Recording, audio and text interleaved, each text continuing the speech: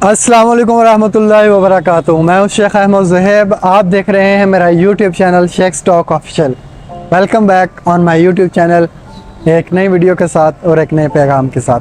मैं उम्मीद करता हूं मेरे तमाम भाई बहन ठीक ठाक होंगे। अल्लाह ताला हम सब के लिए आसानियाँ पैदा फरमाए।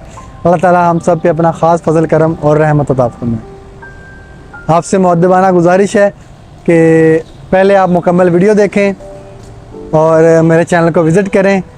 उसके बाद अगर आपको लगता है कि इस बंदे की वीडियोस में कुछ ऐसा है जो कि हमारी ज़िंदगी को बेहतर कर सकता है, तो आप फिर लाजमी मेरे चैनल को सब्सक्राइब करें और बेल आइकन को भी दबाइएगा। और अगर आपको लगता है कि मैं कहीं पे कोई गलती कर रहा हूँ या ओवर स्मार्ट बनने की कोशिश कर रहा हूँ या मुझसे कोई गलती कोताही होती है या आप मेरी किसी वीडियो में देखते हैं कोई बात गलत है, तो आप मेरी सलाह ज़रूर कीजिएगा। आप मेरी तनकीद लाजमी मुझ पर करें और बल्कि तनकीद बराए इस्लाह कीजिएगा। आपसे मुअद्दबाना ये गुजारिश है, छोटी सी रिक्वेस्ट है और इस रिक्वेस्ट पे अमल ज़रूर कीजिएगा। जज़ाकल्लाह खैर। अल्लाह ताला हम सब से राज़ी हो। तो आज की वीडियो का पैगाम, आज की वीडियो में आपको एक पागल टैक्सी ड्राइवर का किस्सा सुनाता हूँ।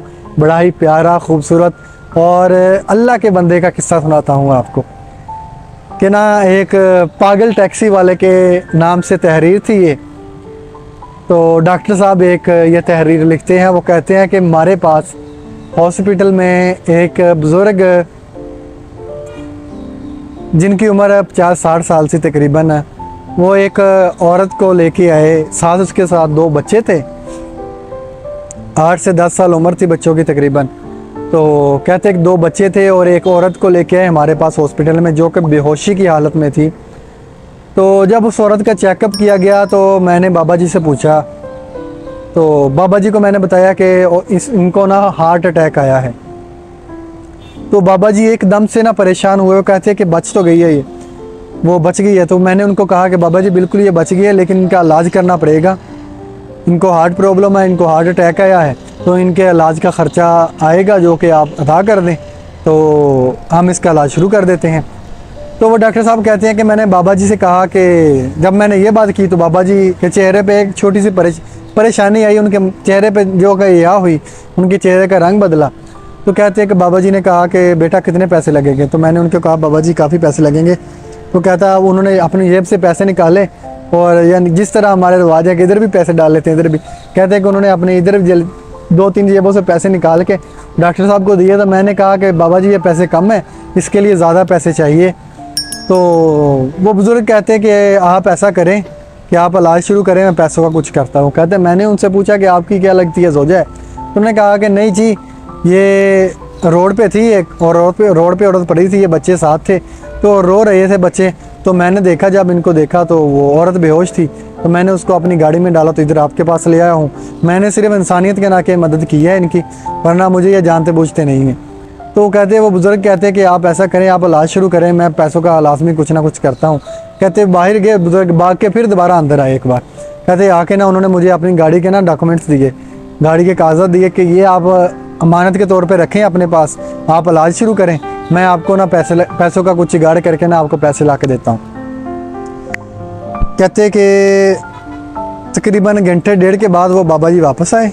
उनके साथ 2 बंदे थे। तो रिसेप्शन पे आपके उन्होंने पैसे जमा कराने चाहे। जब रिसेप्शन पे आए उन्होंने पैसे देने चाहे उनको। वो जो बंदे साथ 2 लेके आए थे, उनको कहा कि वो डॉक्यूमेंट्स दे जो डॉक्टर साहब को दे के गए थे। डॉक्टर साहब कहते हैं कि मुझसे डॉक्यूमेंट्स लिए। उन्होंने डॉक्यूमेंट्स किए उस बंदे के हवाले जो साथ 2 बंदे आए थे। वो कहने लगे कि मेरा इनके साथ ना गाड़ी का सौदा हो गया है, मैं इनको गाड़ी सेल कर रहा हूँ। पास बेटा कहते हैं कि एक नौजवान ये बात सुन रहा था। वो कहता नौजवान ये बात सुन के ना उठ के मेरे पास आ गया। उसने जब ये मामला देखा ना और मामला समझा, जब उसने कहता कि उन्होंने उस नौजवान ने ना उन बंदों से डॉक्यूमेंट्स छीने और बाबा जी को वापस दिए और कहा कि बाबा जी आपके ना आप जाएं, इनके इलाज के पैसे मैं दूंगा। इतनी बात थी सुनने की। तो वो जो 2 शख्स साथ आए थे ना, उन्होंने कहा कि भाई आप रहने दें, आप बाबा जी के टैक्सी के कागजात मिल गए हैं ना, बाबा जी आपको आपकी टैक्सी मुबारक हो। हमने जो बिल दिया है ना, इधर जो काउंटर पे रिसेप्शन पे बिल दिया है, वो हमने बिल दे दिया है, वो हमारी तरफ से बिल आ गया है। अब आपको कोई टेंशन नहीं है, आप अपनी टैक्सी चलाएं। आप किधर टैक्सी सेल करके इस उम्र में धक्के खाते फिरेंगे। बाबा जी कहने लगे कि बेटा कोई बात नहीं, मैं किराए पे लेके टैक्सी चला लूँगा, लेकिन आप ये नेकी मेरे हाथ से ना जाने दें, आप मुझे ये काम करने दें। कहते वो शख्स कहने लगे कि बाबा जी आपको इस उम्र में कौन टैक्सी देगा और इन हालात में कौन देता है अपनी गाड़ी। कहते कि हमने बाबा जी के ना आंखों में आंसू आ गए, तो अपने ना माथे को ऐसे अपने माथे पे ऐसे हाथ मारे के कहा कि वो आसमान की तरफ देख के कहने लगे कि अल्लाह को मेरी गाड़ी पसंद नहीं है, अल्लाह ताला को मेरी टैक्सी पसंद नहीं आई, या अल्लाह ताला को मेरी नेकी पसंद नहीं आई। वो ये बात कह के कहते बाबा जी के आंखों में ना आंसू आ गए और बाबा जी को कहने लगे कि बाबा जी आप जाएं, अब आपका बिल वदिया हो गया। तो बाबा जी बड़े खुश हुए और उसके बाद वो चल दिए। अब मेरा ये मानना है कि उन भाइयों ने ये तहरीर लिखी थी ना कि पागल टैक्सी वाला, मेरा ख्याल है कि अगर इस तरह की बात है ना, अगर इस तरह की पागलपन हम लोगों में भी होना चाहिए, इस तरह का पागलपन हमारे अंदर भी होना चाहिए जो कि इंसानियत की मदद के लिए हो, अल्लाह की मखलूक को खुश करने के लिए हो, अल्लाह ताला की मखलूक के काम आने के लिए हमारे अंदर भी ऐसा पागलपन ज़रूर होना चाहिए। बाबा जी बज़ाहिर तो एक बुज़ुर्ग थे, लेकिन उस औरत के लिए और हमारे माशरे के लिए एक फ़रिश्ता बन के आए थे जो कि अल्लाह ताला की तरफ से भेजे गए थे।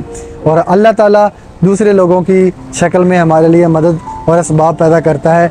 अल्लाह ताला हमें भी किसी न किसी की मदद करने वाला बनाए। अल्लाह ताला हमारे ज़रिए भी किसी की मदद करे। अल्लाह ताला हमारे ज़रिए भी किसी की जान बचाने की, हमें भी किसी की जान बचाने का ज़रिया बनाए।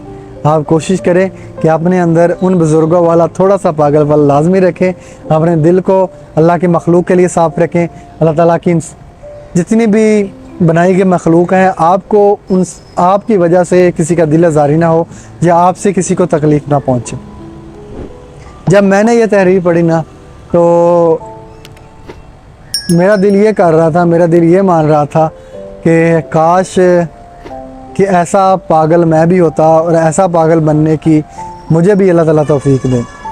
बेशक वो बाबा जी अपनी टैक्सी बेच के उस औरत के इलाज के लिए पैसे दे रहे थे, लेकिन यहाँ पे काबिल गौर बात यह है कि वो शख्स वो बाबा जी अपनी टैक्सी बेच के जो पैसे अदा कर रहे थे ना, वो अल्लाह ताला के साथ तजारत कर रहे थे।